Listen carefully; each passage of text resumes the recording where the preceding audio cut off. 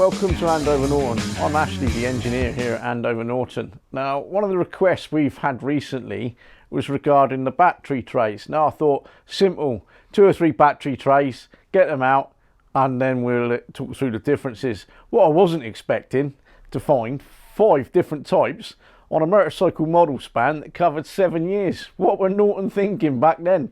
Maybe they just had to change the battery tray for nearly every year, I don't know. But this is where we are, and there can be some confusion with this, and we get it quite often, especially when people have got a box of bits, it's got a battery tray in it, and then they start trying to fit the ham can style air filter to one of the later type battery trays. So it will be worth going through the differences of what we got here on the table. Now, all starts in the back, 1968 to 1970. We have this battery tray here, which allows for the oil tank to sit on the side, but that oil tank never had a cover on it. It also allows you to fit the actual battery with it's like a horse's bridle type battery strap arrangement.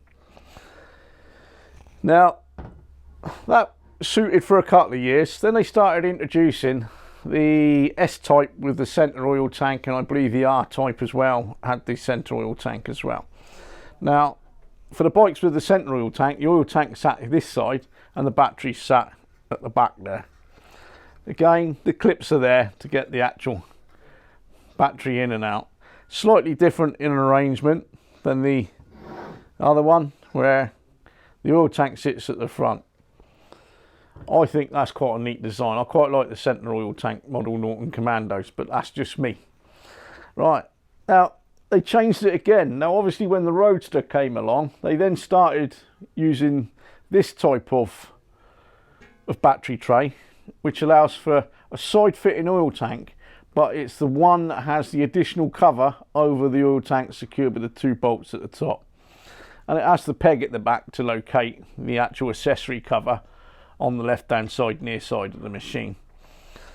Now that suited Norton Commandos for a good many years. We then moved over with the 850.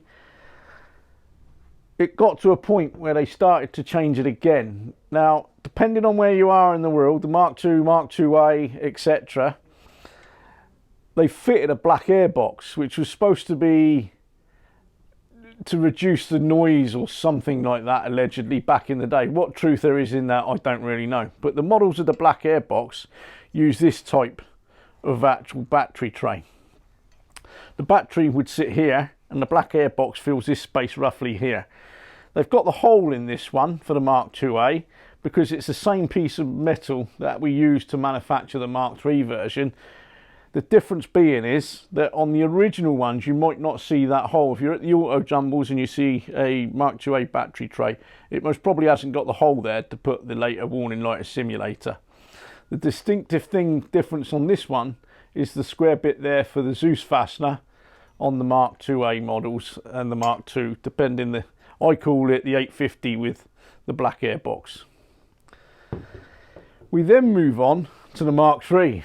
1 year only. Now this is the actual battery tray, very similar to the one that went before. The fact it hasn't got the Zeus location point on the actual tray itself, that's elsewhere on the bike. Now same again, side oil tank with the battery going in, but it has the hole for the actual warning light simulator that's under here. Now a good tip for anyone rebuilding one of these bikes: that warning light simulator, when you put it in the centre of the bike, it's an absolute nightmare to get undone. What some people do is either put it on velcro or with double-sided sticky tape put it in there so they can at least get the old one out.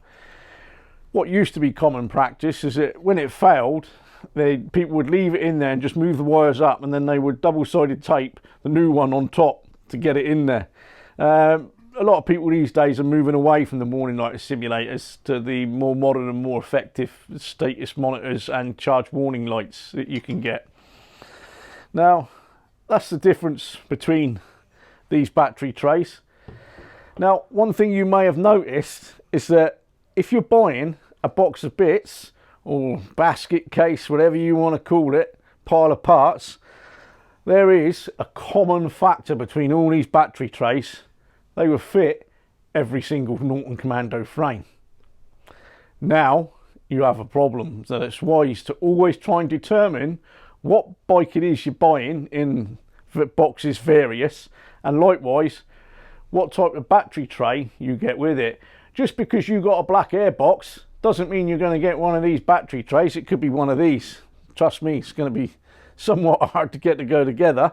And likewise, it could be the other way around. You could end up with a ham can air filter and a battery tray like these two at the end here. It is a problem because I most probably get 8 or 9 calls a year saying I need the ham can air filter to fit to my battery tray. And then the first thing I say is, which way does your battery fit onto the bike? Is it across the bike or in line with the bike? You can normally get the opposite answer to what you're expecting, and then you have to break the news to them. You're going to have to go down this route. No great shakes. Some people prefer the ham can, and they will quite happily swap back to the earlier battery tray that enables them to use a ham can.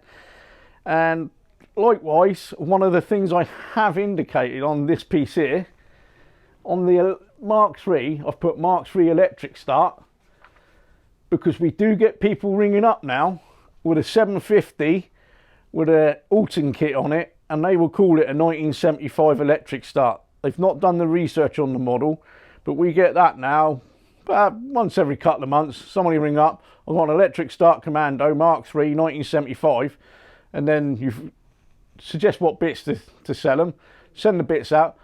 Oh, they ain't going to fit. Well, you haven't got a Mk3 electric start, have you? You've got a 750 with an Alton kit. Sadly, that's the way it's going. Now, if you've got any questions on these, between myself and Simon, we should be able to cover the differences between them. He's more experienced down this end, and I've got the experience of these up this end.